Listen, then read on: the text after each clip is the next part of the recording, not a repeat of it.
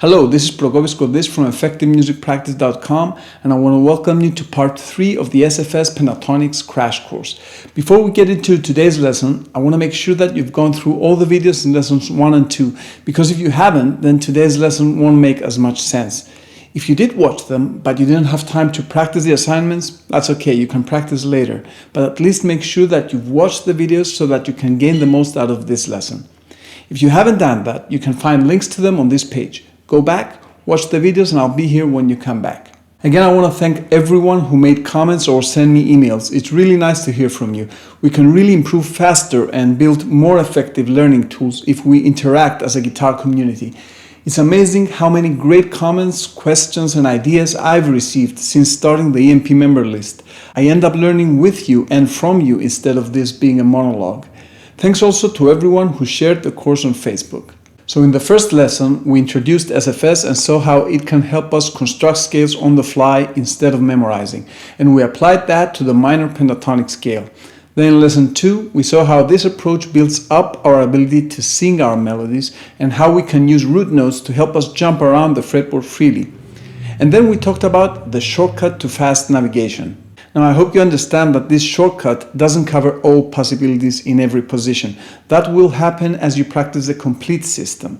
But it does take you through all positions, at least partially, and gives your ability to move freely around the fretboard a really nice boost. Now, back when I discovered this concept a few years ago, I think it was 2009 or 2010, I already knew a number of scales and was already able to play freely to some degree, using different approaches, including memorization or thinking in terms of actual pitches and key signatures instead of shapes. But with SFS, every limitation disappeared within a matter of weeks. Then in just a few months, I came to a point where I could play every scale I ever dreamed of playing, and it took me literally minutes to get a new scale that I never practiced before and be able to play it everywhere on the fretboard in any key. I now had the luxury for the first time to even experiment with really weird scales without feeling that I was wasting valuable time. Of course, there's much more to mastering a scale than just mapping it on the fretboard, but at least the mapping part was not an issue anymore. That's when I felt it was time to revisit an old enemy that had hindered my quest to guitar mastery many times and attack this enemy with my new weapon, SFS.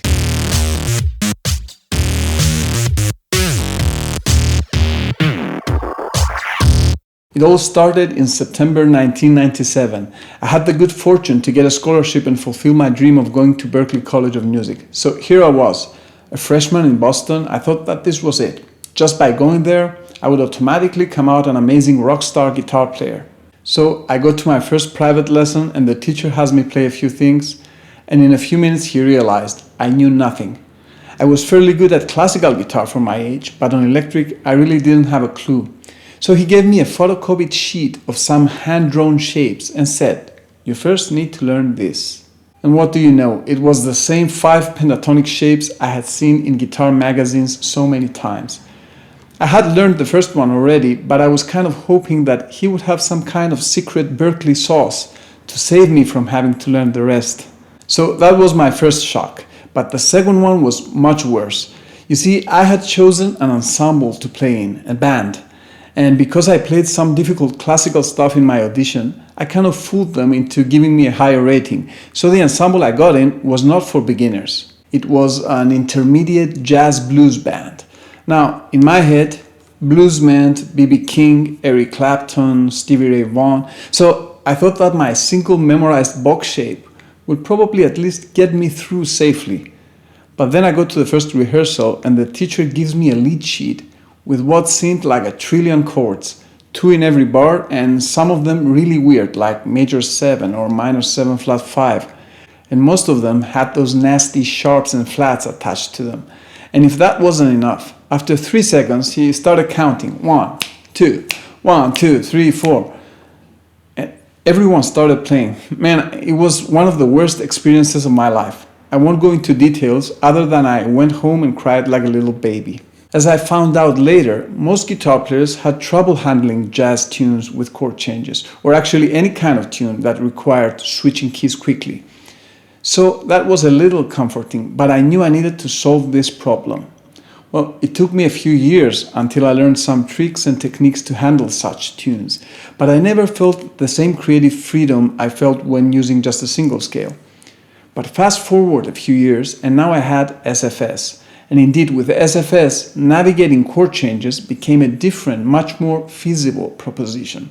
Once I figured out a practice plan to apply SFS on this, it was not a problem anymore. I've been teaching this subject for a few years now to some of my private students, and I'm actually in the process of making an online course of it. Maybe it will be out by the time you're watching this. Playing over complex harmonies is a huge subject, so I definitely cannot fit everything in this crash course. But I have one more shortcut for you that can help you handle many tunes with dense chord and key changes. I use this shortcut with my teenage students because usually they're not really interested in going deep with this, but they need a quick solution in order to play over random changes for their guitar exams, where this is one of the requirements. So with SFS, they get high marks in a section of the exam where everyone else usually has trouble. This sneaky ninja technique is based on the shortcut we learned in the previous lesson. So for every chord, we will use just 3 string fragments. We are limiting our system to less notes so that it's easier to handle. But we also need to limit our root notes, because if you haven't gone through my complete SFS Pentatonics course, it will probably be overwhelming to try to use any root note on the fretboard. We'll be using just the root notes you see on this diagram. For example, whenever you see an A minor chord, you build the system on the 6th string, fret 5. Whenever you see a B minor, you go to fret 7. For G sharp, you go to string 4, fret 6. For C, go to string 3, fret 5. And so on. We've limited ourselves to fewer options that are easier to handle. Now, ideally, I teach my students all the root notes on the fretboard and the complete SFS, but that takes time. This gets you results in just a few days, and honestly, most listeners can't really tell the difference. In fact, I will now show you an excerpt from a demo I did a while back, where I play over a backing track that changes keys every bar. In this demo, I'm looking at the screen, seeing what you are seeing, so that I can follow the sequence of chord changes. Now, I do use the full system, I do play root notes on the whole fretboard, and also some other things that we haven't talked about. But the reality is that most of the time, I don't have enough time to cover more area than 3, maybe 4 string fragments for every scale, especially when I'm playing over random changes, like in this case. I mean, if you're playing a tune you've practiced for a while, then you can probably do more, but still, 3 string fragments are really not as limiting as it seems, especially in these kinds of songs. So watch the demo, and afterwards I'll tell you how to do this yourself. Those of you that have watched my Linear Freedom Crash Course saw this demo before, because I'm using the Linear Freedom melodic concept on almost every chord. Well, now you know how I'm locating the right notes as well. I'm using SFS.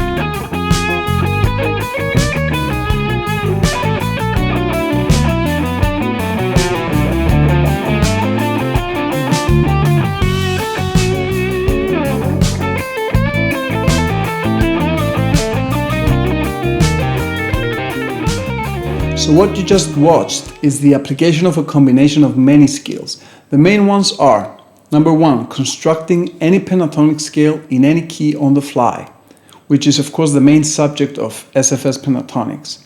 Number 2 is using embellishments and improvisation ideas to add variety. This again is a part of the SFS Pentatonics course that we'll talk about in the next lesson. Number 3, applying SFS over chord changes, which is what we're studying right now. And number 4 is linear freedom, which is a system for developing facility in constructing melodies. You can check out my free crash course on that after you finish this one. So with the right tools and a good practice plan, you can develop all the necessary skills and do things that may initially seem impossible. We'll talk more about your practice game plan in the next lesson, and then I'll give you a downloadable PDF which spells it out. But now let's concentrate on how to use our secret ninja shortcut to playing over chord changes. Your first assignment is to go through all these root notes. Start with the natural notes first.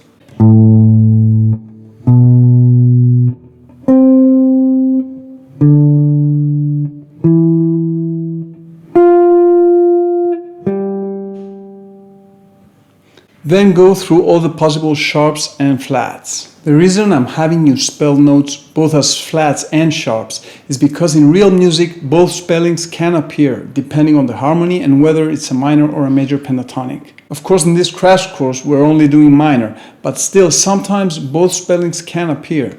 Now, if you already know the notes on the fretboard well, then this first assignment should be a piece of cake. If you don't, then at last is your chance to start learning them. We're just dealing with 12 notes here, so this shouldn't be too hard. When you become familiar with the location of these 12 notes, then you're ready to go to the next step.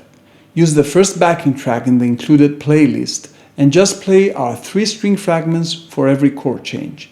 Each chord lasts 4 bars, so that gives you a long time to locate and prepare for the next one. After you can do this comfortably, then start improvising with the 3-string fragments instead of just playing them. Just make sure you don't get carried away. Keep an eye on the screen and be ready for the next pentatonic. When you're comfortable, then you can bump up the difficulty by using the 2 bars per chord backing track and eventually 1 bar per chord. I find this kind of practice really fun, and it's a great workout for your brain. Now, I know I threw a lot at you in this crash course, and there's some more coming in lesson 4. But that's why it's called a crash course. The way I normally teach this and the way I do it in the upcoming SFS Pentatonics 2, Navigating Chord Changes, I break the process into smaller steps and give out a lot more help, information and guidance along the way. The same goes for SFS Pentatonics, Pentatonics Everywhere. What we do there is that we build the system gradually until it becomes second nature to map scales instantly anywhere, while at the same time implementing many more improvisation skills along the way. As I told you before, in the 4th and last lesson, I will have some download gifts for you, including a practice plan, an effective blueprint for mastering all these skills so that you can go further on your own. Because with a good plan, a good effective method, conquering any skill is possible for everyone. I've seen these things work wonders for my students. These are players ranging from teenage beginners to fellow guitar teachers and to music college graduates. So I'm hoping to give you direction to achieve all that as well. And for those of you who'd like me to help you along the way through my premium courses, I will also have a limited time offer with which you'll be able to get all these courses and more, because I figured out a way to make all this available at an amazingly low price. But I'm hoping to build some anticipation for that, so I won't tell you more about it until next lesson. That special offer will be up for just a few days, so look out for that email so that you don't miss it. There will also be some more teaching in that, and of course your download gifts. So if you're finding value in these lessons, I want to ask you a favor. Please share with a few people. I know for a fact that this kind of training can change the life of a guitar player for the better. So help me spread the word. Also, feel free to scroll down and use the comments section. Share your own stories, ask any questions you want, tell me your thoughts on this.